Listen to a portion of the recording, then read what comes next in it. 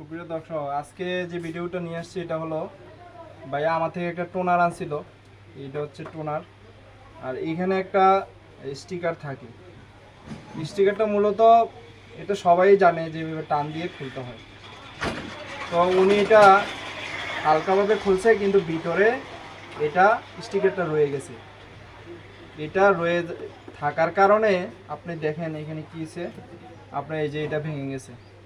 মানে এটা মেশিনে ঘুরাইছে ঠিকই, কিন্তু ভিতরে ঘুরে নাই, ভিতরে জ্যাম হয়ে আছে। কারণ এটার ভিতরে এই যে দেখেন পাথরের মতো হয়ে গেছে। এটা স্টিকারটা থাকার কারণে এটা পাথরের মতো হয়ে গেছে। এই জিনিসটা কখনো কেউ ভুল করবেন না। এটা অবশ্যই টোনার লাগানোর ক্ষেত্রে অবশ্যই এটা খুলে তারপরে আপনার এই দিক দিয়ে ঘুরিয়ে একদম ফ্রি আছে কিনা দেখে তারপরে লাগাইবেন। পরবর্তীতে সময় দেখেন, আমি এসে যখন এই সমস্যা দেখছি, ফটোকপি আগে ছিল এরকম, এই যে এরকম ফটোকপি ছিল। পরবর্তীতে আমি ওনার পুরান যেই বক্সটা আছে ওটার মধ্যে এই কালিটা ঢুকার পরে এই যে ফটোকপি হচ্ছে এরকম।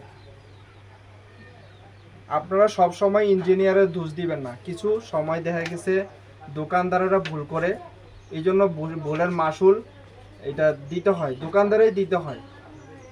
এই জন্য সবাই সতর্কভাবে যদি এরকম টোনার আনেন তো অবশ্যই এরকম আপনার স্টিকারটা খুলে ভালো করে দেখে ঘুরিয়ে তারপরে লাগাবেন। ধন্যবাদ সবাইকে।